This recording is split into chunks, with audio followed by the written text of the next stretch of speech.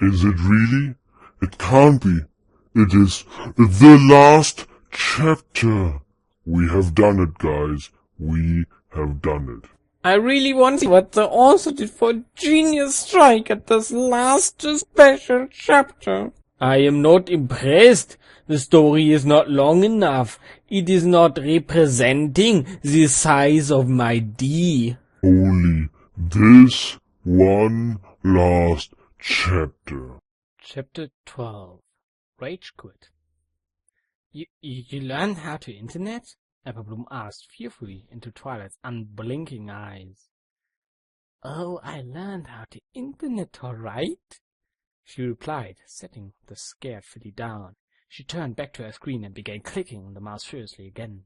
Images and documents flashed across the screen too fast for any pony other than Twilight to comprehend. Did you not sleep last night? Sweetbell asked, looking up at Twilight's bloodshot eyes. Couldn't, Twilight replied thickly. Too much new information to progress.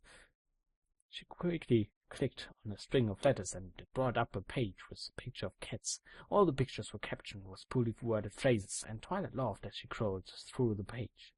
Look, she said, pointing to a picture of a large cat with its mouth open and head tilted sideways. I can have cheeseburger, she read aloud from the caption. You see, it's funny because it makes it look like the cat asking the question, and seeing as cats can't talk would speak poorly. Ha ha ha ha. CMC looked to each other nervously as Twilight laughed and laughed and laughed. Hey, that looks like opposites, Sweetbird shouted as Twilight continued to scroll through the page. Indeed, there was a picture of Rarity's cat with the caption, I had fun once. It was awful. Like that favorite, Twilight shouted, mashing onto her mouse. A little green +1 appeared next to the picture of Opal, and Twilight kept scrolling. Twilight, we need your help with CapsLock, Kudu said, tugging on Twilight's hoof. You're the only one who managed to... Look! Twilight shouted, pointing at her screen. There was a black box with, wait for it, written in the middle.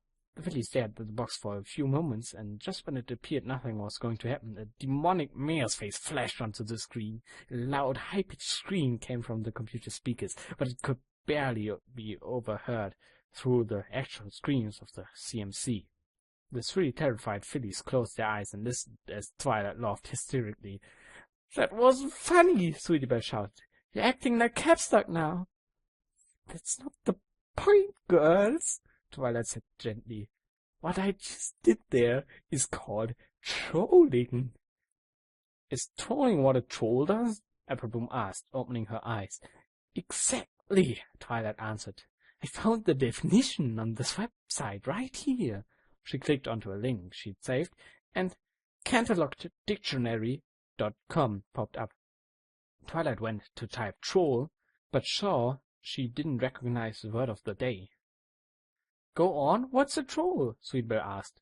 She watched as Twilight's hoof slowly dragged the cursor over the word of the day. And what's a screaming seagull? Let's just find that out first, Twilight said, clicking on the phrase. The definition loaded, and Twilight began reading it herself. When two ponies are on the beach, and the male into the sand, and oh, that's terrible! What? The fillies asked, struggling to look at the screen. Nothing! Twilight shouted, quickly hitting the back button and typing troll into the search bar. Where were we? Oh yes, a troll is just purposely does things to get a certain reaction from his victims, usually anger. How does it say to stop a troll? Applebloom asked, lifting herself up to Twilight's lap for a better view of the computer screen. Every time I searched that, all I get is a cryptic phrase, don't feed the troll. I don't know what it means, Twilight answered. Sweetbell looked up with the realization. Fluttershy, she whispered. The others looked to her in confusion. Fluttershy didn't feed CapsLock by ignoring him. Twilight scoffed and then said, Can't simply ignore your problems, can you? Well, it worked for Fluttershy, and we can at least try it, Sweetbell shouted. They nodded in agreement and ran out of the library's basement. Twilight looked around to make sure she was alone once more, and opened several tabs. Pictures of Starens in various positions appeared on the screen, and Twilight licked her lips. Oh, Jesus, why do you write this? Let's get back to the story. Hey, Twilight! A voice shouted down from the stairwell. Twilight panicked and forced closed her entire browser. She turned to see Scooter standing at the base of the stairs and hoped she hadn't seen any of Twilight's private browsing material. Yes, what is it, Scooter? Did you ever find out what the blue waffle was? Twilight gagged, but regained her composure. I did, unfortunately, she replied. Well, what was it? Scooter asked with curiosity. It was a mare's. Actually, you don't need to know, Twilight said, trying to get the image from her mind. Just know this, it isn't as bad as a tub mare. Tub mare? Is it like 2 mares, 1 cup? What? Nothing, Scooter shouted, running back up the stairs. Twilight scratched her head and turned back to her computer. She spent several hours on the internet, and there was still so much she had to learn. It didn't help there was so much easily accessible pornographic material that kept distracting her. For a moment she debated indulging her fantasies some more, but she decided she would look into 2 mares, 1 cup. The fillies were about a mile away when Twilight's screams of disgust echoed through the town. Then several town ponies stopped and listened for several moments before the screams finally faded. Was it Twilight? Applebloom asked. Sounded like her. Oh, look, it's Fluttershy! Speedwell shouted. Picking up some vegetables from the town was indeed Fluttershy. The fillies went to approach her, but CapsLock appeared behind from one of the stalls and beat them there. He ran up to Fluttershy and pulled down on her tail. Hey! He shouted, trying to get her attention. She winced, having her tail tucked on, and turned to look on CapsLock. That's very rude, she said assertively. I don't need to be polite when I've got this much swag, CapsLock said, brushing his mane back. He then looked back up at Fluttershy angrily. Why do you hate me? Fluttershy looked around nervously. I don't hate you. Just don't like you. You're mean, foul-mouthed, little cold, Fluttershy said calmly. But I hope you have a nice day. And with that, Fluttershy grabbed her shopping basket and began trotting away. CapsLock just stood dumbfounded. Hey, I'm not done with you, he shouted, galloping towards Fluttershy. The CMC followed close behind and watched as CapsLock got angrier and angrier. Don't lie! Why? Tell me why you hate me! This time, Fluttershy offered no response and simply went to the next vegetable stand. She had a normal interaction with the vendor, and CapsLock shouted obscenities over her. The colt's face was turning red, and the CMC watched in amusement. Fluttershy paid for her purchase and then turned to go to another store, but CapsLock was blocking her. It's because I'm gay, isn't it? That's why you hate me, he shouted. I told you I don't hate you, and I'm very proud of you being so open with your life choices, Fluttershy said with a smile. CapsLock sputtered angrily. No, dammit, I'm not gay! Ah! Are you confused? Fluttershy asked. That was definitely not a concern. I can show you Mr. Bunny again.